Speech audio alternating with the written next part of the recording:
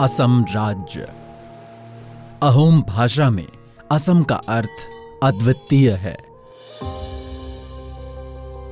ब्रह्मपुत्र नदी के किनारे बसा ये राज्य अपने भूगोल, संस्कृति और जैव विविधता में अद्वितीय है। इस राज्य में एक बेजोड़ वैज्ञानिक संस्थान भी है, IASST यानी विज्ञान एवं प्रौद्योगिकी उच्च अध्ययन संस्थान। गुवाहाटी के पश्चिमी हिस्से में एक प्राकृतिक झील दीपर बील के तट पर स्थित ये विज्ञान और प्रौद्योगिकी विभाग के तहत एक स्वायत्त अनुसंधान संस्थान है।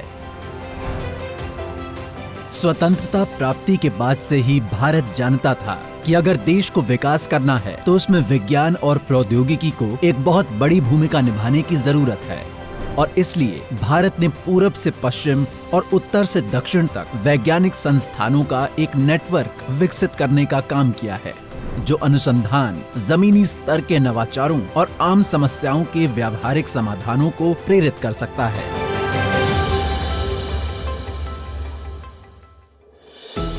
ऐसा ही एक संस्थान था IASST। इस संस्थान की उत्पत्ति असम साइंस सोसाइटी से हुई है, जिसकी स्थापना एक शोध प्रतिष्ठान की जरूरत को पूरा करने के लिए की गई थी। ये भारत के उत्तर पूर्व की स्थानीय समस्याओं पर ध्यान केंद्रित कर सकता है और ऐसे विज्ञान का भी विकास कर सकता है जिसका लाभ पूरा राष्ट्र उठा सकता है। संस्थान का उद्घाटन 3 नवंबर 1979 को नोबेल पुरस्कार विजेता डोरोथी क्रॉफोर्ड हॉजकिन ने किया था। एक्सरे का उपयोग करके जैव रासायनिक संरचनाओं का निर्धारण करने के लिए उन्हें 1964 में नोबेल पुरस्कार से सम्मानित किया गया था। The IST has a clear mandate and vision. IASST का मकसद राष्ट्रीय और अंतर्राष्ट्रीय स्तर के अनुसंधानों को बेहतर बनाना है। National and international standard and साथ ही वैज्ञानिक अनुसंधानों को बढ़ावा देने के लिए मानव संसाधन को प्रशिक्षित करना और समाज की जरूरतें पूरी करना है। the need of the society. संगठन ने बुनियादी और अनुवादित अनुसंधान, पेटेंट, मानव संसाधन के प्रशिक्षण और समाज के लिए गुणवत्ता युक्त अनुसंधान में महत्वपूर्ण योगदान दिया है। Trained manpower in the regions and societal service. अपनी स्थापना के बाद से ही संस्थान ने कई विषयों पर काम किया है। इसमें विज्ञान की सीमाओं का विस्तार करने वाला मूलभूत अनुसंधान और जमीनी स्तर पर समस्याओं को हल करने में व्यावहारिक अनुप्रयुक्त अनुसंधान दोनों को शामिल किया गया है। इसके मूल में संस्थान के 5 विशेष कार्यक्रम हैं। बेसिक और अप्लाइड प्लाज्मा भौतिकी, उन्नत पदार्थ विज्ञान, गणितीय और कंप्यूटेशनल विज्ञान, जैव विविधता एवं पारिस्थितिकी तंत्र अनुसंधान और पारंपरिक ज्ञान आधारित औषध विकास एवं वितरण।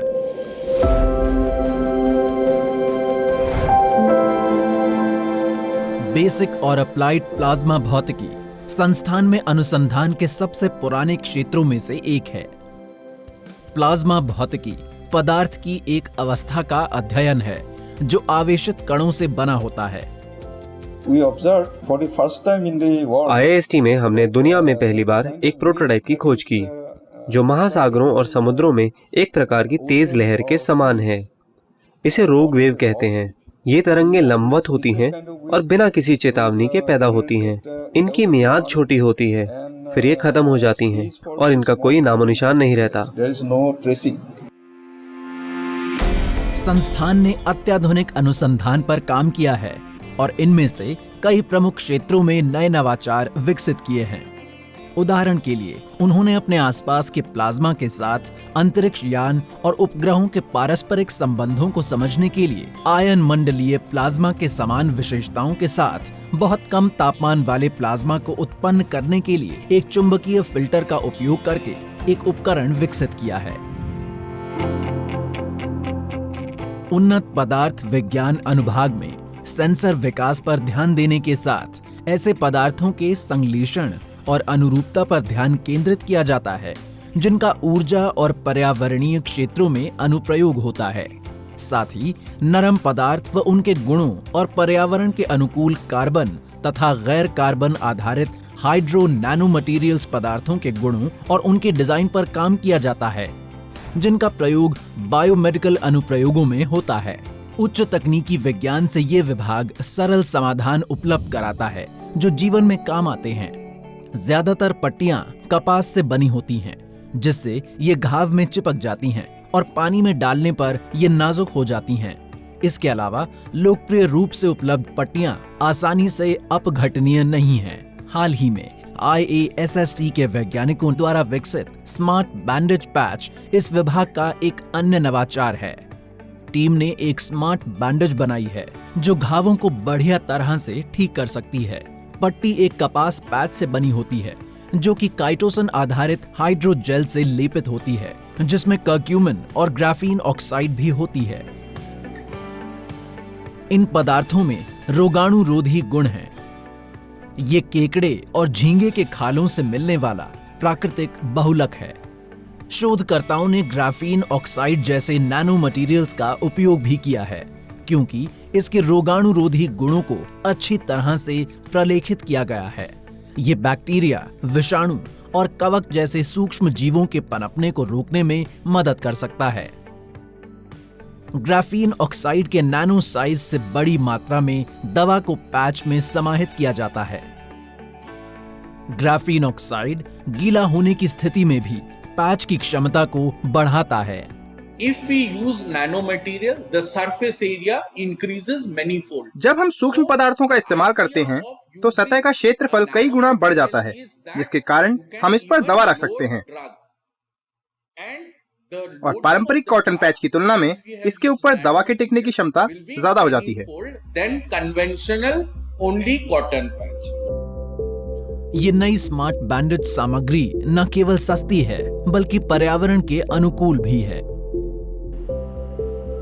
उन्नत पदार्थ विज्ञान के साथ प्लाज्मा अनुसंधान का समन्वय करके IASST के वैज्ञानिकों ने क्रिस्टलीय रबरने को संश्लेषित करने के लिए एक नई प्रक्रिया विकसित की है जो ऑप्टोइलेक्ट्रॉनिक उपकरणों के लिए उपयोगी है।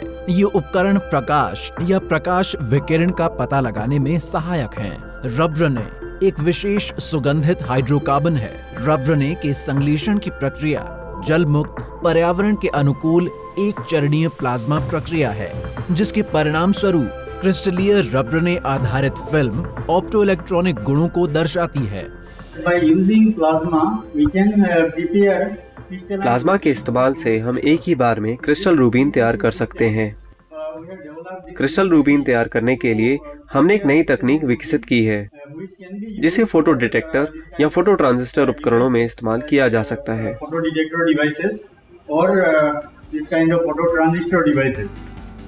इस संश्लेषण के परिणाम स्वरूप इलेक्ट्रॉनिक त्वचा यानी ई स्किन भी तैयार होती है। ये लचीली और स्वयं चिकित्सीय इलेक्ट्रॉनिक सतह होती हैं जो इंसान या जानवरों की त्वचा की कार्यक्षमता का अनुकरण करने में सक्षम हैं।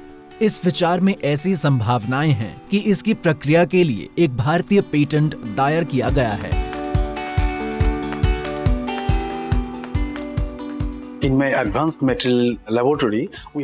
उन्नत पदार्थ प्रयोगशाला में हमने विभिन्न प्रकार की सामग्रियां विकसित की हैं, जैसे poly electrolyte, liquid crystalline polymer, विभिन्न प्रकार के सेंसर। ये पॉली इलेक्ट्रोलाइट अधिक घनत्व वाली बैटरियां तैयार करने में मददगार होंगी। हमने ऐसे सेंसर विकसित किए हैं जो नाइट्रो एरोमेटिक विस्फोटक और पानी में पिक्रिक एसिड जैसे प्रदूषकों की जानकारी देने में मददगार हैं। हमने हेमी, विटामिन और फोलिक एसिड आदि जैसे जैव सामग्रियों की जानकारी देने वाले सेंसर विकसित किए हैं। हम कुछ प्रायोगिक उपयोग और सामग्रियों को पेटेंट करा चुके हैं और पॉली इलेक्ट्रोलाइट्स को पेटेंट मिल चुका है। Patent on poly electrolytes. IASST Bharat के प्रमुख अनुसंधान संस्थानों में से एक है। यहाँ किए जा रहे शोध राष्ट्रीय और अंतर्राष्ट्रीय दोनों संस्थानों में महत्वपूर्ण सहयोग परियोजनाओं को संपादित करते हैं। ऐसा ही एक सहयोग गणितीय और कंप्यूटेशनल विज्ञान विभाग द्वारा स्वास्थ्य क्षेत्र में हो रहा है, जहां वैज्ञानिक कृत्रिम बुद्धिमत्ता और मशीन लर्निंग जैसी नवीनतम तकनीकों का लाभ उठाकर स्वचालित प्रोग्रामिंग विकसित करने पर काम कर रहे हैं। वैज्ञानिक एल्गोरिदम या स्वचालित उपकरण बना रहे हैं जो अपने प्रारंभिक चरण में कैंसर और अन्य घातक बीमारियों का पता लगाएंगे, जिससे मरीजों को ठीक होने के लिए ज्यादा अवसर मिलेंगे। We try to attempt a particular disease. हमने खास रोग पर प्रयोग किया और जानने की कोशिश की कि उसकी ऑटोमेटिक पहचान कैसे की जा सकती है। मैंने कैंसर को अपने खास क्षेत्र के रूप में चुना है क्योंकि उत्तर पूर्वी क्षेत्र में इसके मरीजों की संख्या ज्यादा है। इसलिए हम ऐसी विधि तैयार करने की कोशिश कर रहे हैं जिससे शुरुआत में ही और पूरी सटीकता के साथ इसकी पहचान हो जाए। And also it will be very much accurate. नई दिल्ली में अखिल भारतीय आयुर्विज्ञान संस्थान एम्स ने अनुमान लगाया है कि भारत में 2020 में कैंसर के 17.3 लाख नए मामले आए और 8.8 लाख से अधिक मौत हुई हैं। कैंसर के मामलों की घटनाएं बढ़ रही हैं और ये एक प्रमुख स्वास्थ्य चिंता है। इन उपकरणों को विकसित करने से ग्रामीण क्षेत्रों में चुनौतियों से निपटने में मदद मिलेगी, जहां विशेषज्ञ चिकित्सा कर्मियों और महंगे चिकित्सा उपकरणों की कमी है।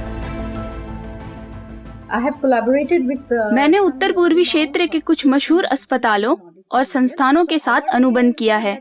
हमारी सोच वास्तविक तस्वीरें प्राप्त करने की है।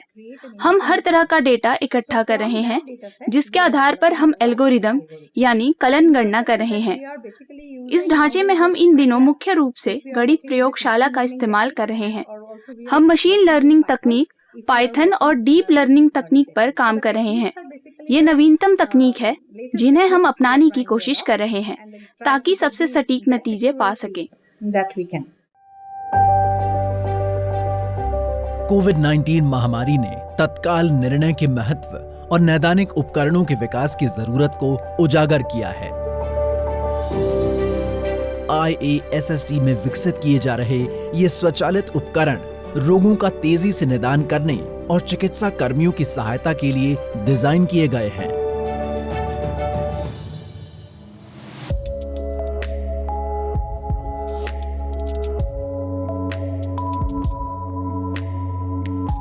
इस संस्थान का एक अधिदेश उत्तर पूर्व में समस्याओं पर ध्यान केंद्रित करने का रहा है। भारत का उत्तर पूर्वी क्षेत्र दुनिया के 12 विशाल जैव विविधता संपन्न क्षेत्रों में से एक है और ये भारत बर्मा हॉटस्पॉट का एक विशिष्ट हिस्सा है। ये लगभग 850 पक्षियों की प्रजातियों सहित कुछ ऊंचे दर्जे की पक्षी विविधताओं को सहयोग देता है। ये क्षेत्र औषधीय पौधों और कई अन्य दुर्लभ व लुप्त होते जा रहे पौधों से भी समृद्ध है। इस क्षेत्र की जैव विविधता का ज्ञान हमारे आर्थिक विकास में मदद कर सकता है और हमारे ज्ञान की सीमाओं को आगे बढ़ा सकता है। औषधीय पौधों का मामला लें तो यहाँ रहने वाले लोगों को औषधीय पौधों और उनके गुणों का ज्ञान है। IASST के अनुसंधानों ने अपना ध्यान कई स्थानीय औषधीय कार्य प्रणाली के वैज्ञानिक आधार पर काम करने पर केंद्रित किया है। हमने इस इलाके की कुछ औषधीय वनस्पतियों को चुना है। उदाहरण के लिए मूसा बल्बिसियाना, क्लेरोडेंड्रम कोलेब्रुकियानम, गार्सिनिया पेडनकुलता, प्रेमना हर्बिसी। ये सभी इस इलाके में पाई जाने वाली वनस्पतियां हैं। उदाहरण के लिए मूसा बल्बिसियाना का उपयोग विभिन्न दवाओं में किया जाता है और यह भारत के उत्तर पूर्वी इलाकों में पाया जाता है। इस पौधे का हर हिस्सा विभिन्न कार्यों में इस्तेमाल होता है। इसका फूल और तना सब्जी के रूप में इस्तेमाल होता है। फूल का उपयोग त्वचा रोगों के इलाज के लिए भी किया जाता है। तने का इस्तेमाल उच्च रक्तचाप दूर करने के लिए भी होता है। इसके अलावा मूसा बल्बिसियाना का फल बच्चों के लिए बेहतरीन है।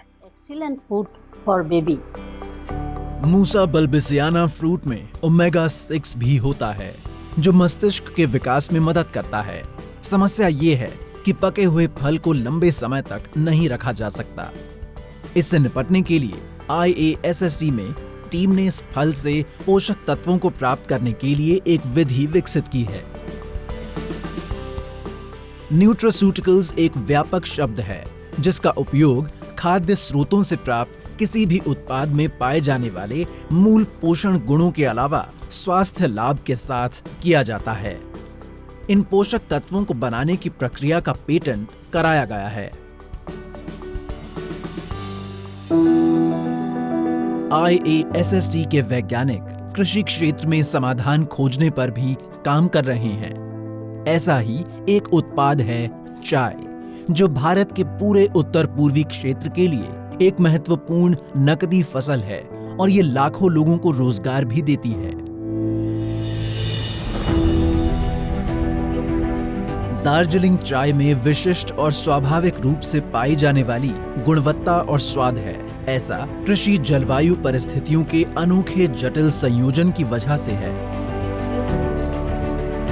इसे 2004 में GI टैग दिया गया था और अब भारत से कुल चाय का निर्यात 11,000 करोड़ रुपए से अधिक है।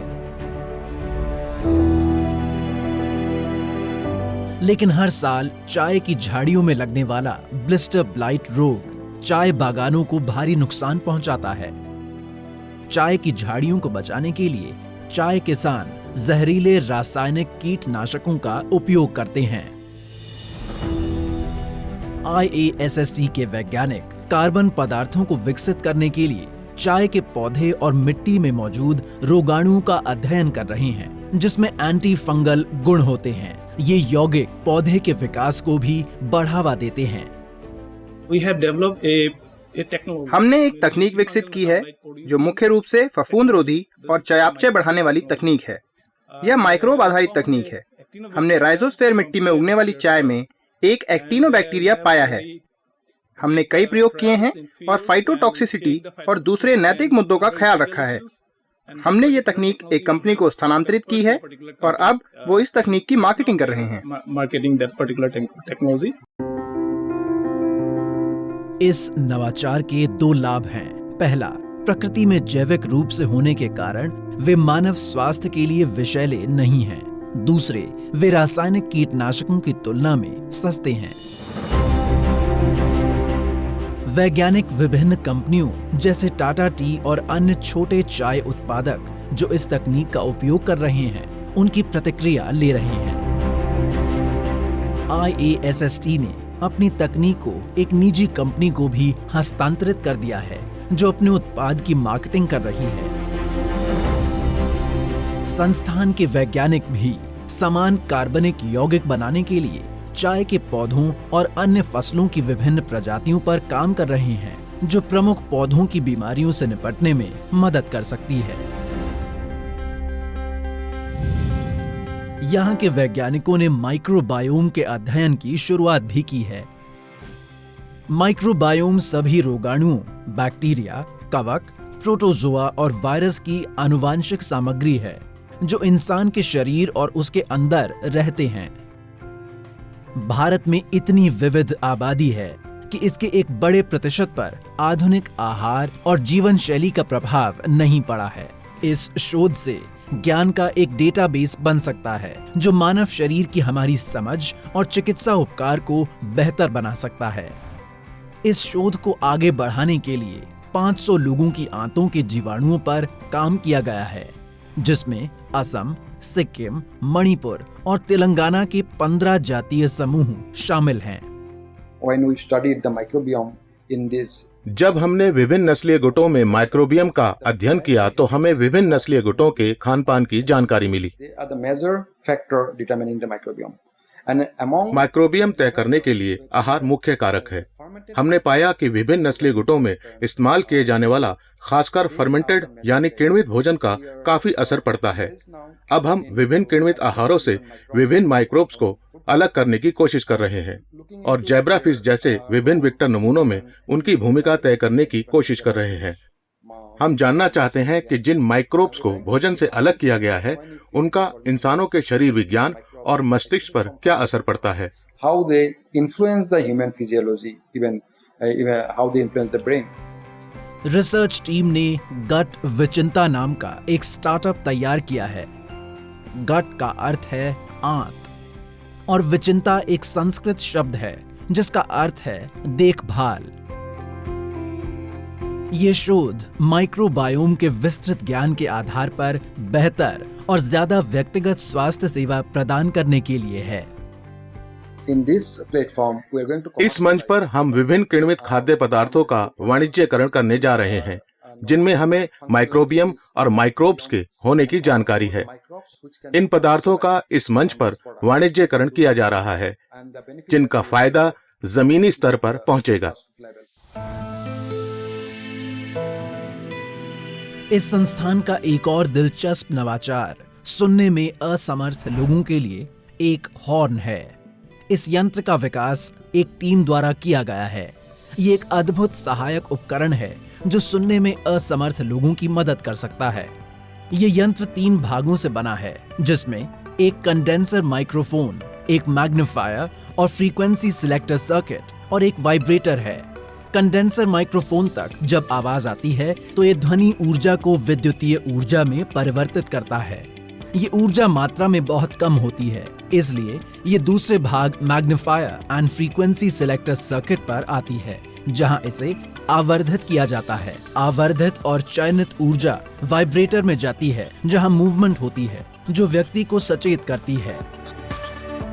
ये यंत्र एक ध्वनि के मिलने पर कंपन करता है, जिससे उपयोगकर्ता सचेत हो जाता है।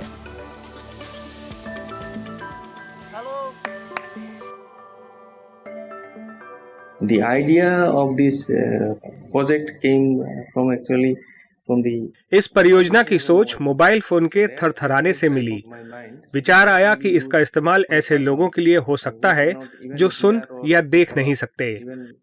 उन्हें इस उपकरण से किसी भी स्थिति में जानकारी मिल जाएगी। at any position can realize by vibration of a device which is kept with him. दवा के रूप में पौधों का उपयोग दर्ज इतिहास से पुराना है। विश्व स्वास्थ्य संगठन के अनुसार दुनिया की 80% आबादी प्राथमिक स्वास्थ्य के लिए हर्बल दवाओं का उपयोग करती है। हालांकि हर्बल दवाएं समाज में बहुत लोकप्रिय हैं, पर केवल कुछ ही औषधीय जड़ी बूटियों का चिकित्सीय उपचार में उनकी क्षमता का वैज्ञानिक रूप से मूल्यांकन किया गया है। भारत में DCGI ने 2015 में फाइटोफार्मास्यूटिकल ड्रग डेवलपमेंट के लिए दिशा निर्देशों का प्रचार किया है। सरल भाषा में फाइटोफार्मास्यूटिकल हर्बल दवाएं हैं जिनकी प्रभावकारिता एक या कई पौधों के पदार्थों या सक्रिय अवयवों में होती हैं। IASST के वैज्ञानिक औद्योगिक साझेदार के रूप में CSIR, IIIM Jammu, IBSD Imphal और इमामी लिमिटेड कोलकाता के सहयोग से फाइटोफार्मास्यूटिकल दवा के विकास पर भी काम कर रहे हैं।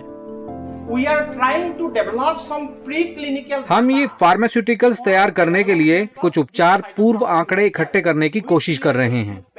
कुछ प्रकाशन के बाद हम इन्हें पेटेंट कराएंगे और ऐसी फार्मास्यूटिकल्स दवाओं के उत्पादन में दिलचस्पी रखने वाले कुछ उद्योगों को आमंत्रित करेंगे। ये परियोजना असंख्य चिकित्सा जरूरतों वाली नई वनस्पति दवाइयों की खोज में मदद करेगी। ये उन किसानों के लिए अतिरिक्त आय भी पैदा करेगा जो अपनी नियमित फसलों के साथ औषधीय पौधे उगा सकते हैं। विज्ञान एवं प्रौद्योगिकी उच्च अध्ययन संस्थान गुवाहाटी के वैज्ञानिकों ने एक जैव बहुलक को प्राकृतिक रूप से पाए जाने वाले पदार्थ का उपयोग करके तैयार किया है, जिसे काइटोसन कहा जाता है। ये घोंगे, केकड़े और झींगे के कठोर बाहरी कंकाल से प्राप्त होता है। The material that we have developed, हमने जो सामग्री विकसित की है वो एक बायोफिल्म है, जिसका उपयोग खारे पानी को मीठा बनाने में किया जाता है। hard water soft. इस जैव बहुलक में नैनो पार्टिकल्स होते हैं जिनमें पानी को साफ करने का गुण होता है। वे पानी से कैल्शियम और मैग्नीशियम जैसे घटकों को अलग करते हैं। ये एक ऐसी प्रक्रिया है जो विभिन्न वाटर प्यूरिफायर में उपयोग की जाती है। पीने लायक पानी उत्पन्न करने के लिए इन वाटर सॉफ्टनिंग अनुप्रयोगों का उपयोग नागरिक जल उपचार संयंत्रों में किया जा सकता है।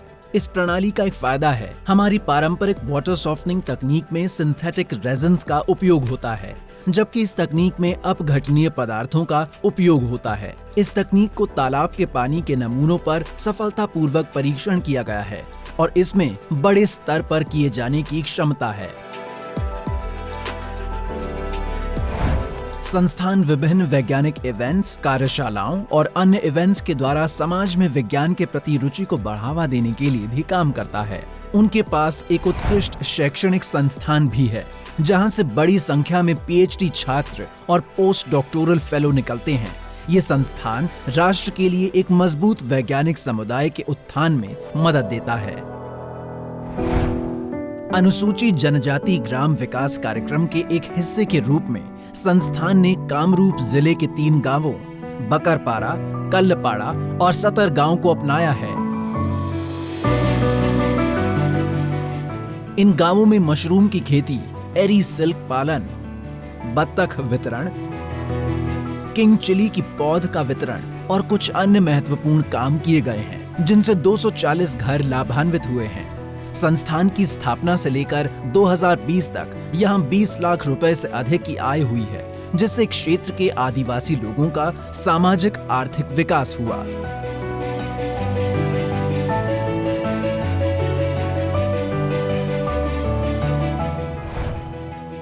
विज्ञान एवं प्रौद्योगिकी उच्च अध्ययन संस्थान उन नवाचारों को जारी रखता है जो न केवल बड़े पैमाने पर समाज की मदद करते हैं, बल्कि राष्ट्र को नई और अधिक ऊंचाइयों तक भी ले जाते हैं। इस संस्थान के संचालन में ये समझ झलकती है कि अनुसंधान और नवाचार विकास की कुंजी हैं। विज्ञान और प्रौद्योगिकी भारत की अकादमिक, व्यावसायिक और आर्थिक वृद्धि को आगे बढ़ा सकती है।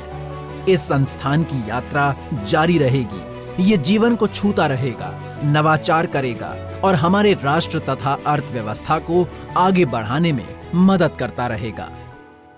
विज्ञान एवं प्रौद्योगिकी विभाग पूरे करने जा रहा है 50 गौरवशाली वर्ष। प्रौद्योगिकी और विज्ञान के द्वारा देश की सेवा करने में प्रासंगिकता और उत्कृष्टता का ये सफर हमने अकेले नहीं तय किया है। हमारे साथ स्वतंत्र रूप से काम कर रहे सभी संस्थाओं ने अहम भूमिका निभाई है। अपने निजी क्षेत्रों में गुणवत्ता, फोकस और गति द्वारा आगे बढ़ने में मदद करने के लिए वो अपने लक्ष्य में उत्तीर्ण हुए हैं। मैं इन सभी स्वतंत्र संस्थाओं और इनके वैज्ञानिकों के लिए एक सफल और उज्जवल भविष्य की कामना करता हूं। हम भविष्य की ओर बहुत ही तेजी से आगे बढ़ रहे हैं। आशा है कि भविष्य में आने वाली चुनौतियों का हम सामना कर सकेंगे और नए अवसरों का निर्माण करेंगे और बनाएंगे ऐसा आत्मनिर्भर भारत जिसे गर्व होगा अपने विज्ञान और प्रौद्योगिकी क्षेत्र के विस्तार पर।